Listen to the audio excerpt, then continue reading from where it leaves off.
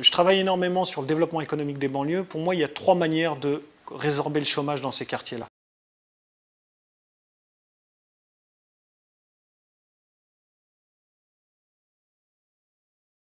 Le premier, c'est d'aider ceux qui veulent créer leur entreprise, ceux qui peuvent créer leur entreprise, à la créer. C'est source de création d'emplois, d'abord au moins pour celui qui crée, et puis peut-être derrière, si l'entreprise se développe, elle peut créer d'autres emplois. 2, aider les PME qui sont déjà implantées là à se développer pour créer de l'emploi. Donc ça passe par une action de soutien financier, mais pas que ça.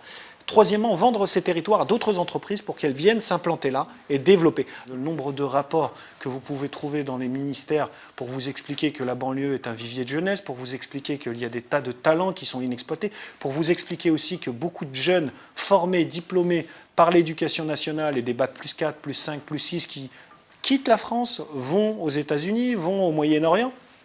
Et donc c'est un investissement perdu pour notre pays. Oui, il y a une mesure à prendre.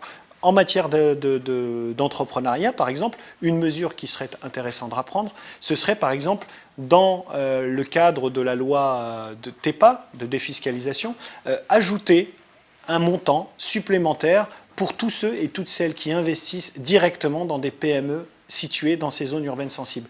C'est créer une orientation fiscale positive en faveur de ces territoires. Un exemple, quelqu'un qui investirait directement ou par intermédiation dans une entreprise qui se situe en zone urbaine sensible pourrait, au lieu d'avoir un plafond à 70 000 €, bénéficier d'une exonération fiscale à hauteur de 100 ou 150 000 €. Faire venir de l'argent, mais pas uniquement.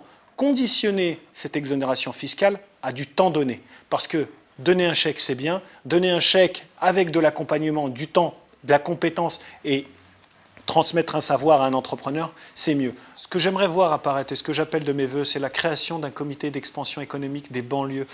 Plutôt que d'avoir un pseudo-secrétariat d'État à la ville, à la rénovation urbaine, à ce que vous voulez, qui ne marche pas parce qu'il n'y a pas de poids politique, parce qu'il n'y a pas de budget, qu'on crée une agence dédiée au développement économique des banlieues et qui ne ferait que ça, où il y aurait quelques personnes, ça ne coûterait pas forcément très cher, mais qui ne se concentrait que sur la création d'entreprises, que sur le développement des PME, qu'à vendre ces territoires que sont les banlieues, à des entreprises pour qu'elles viennent s'y implanter. Ça n'existe pas, ce serait pragmatique et au moins derrière, on aurait une agence qui lutterait contre le chômage qui est très fort dans ces quartiers.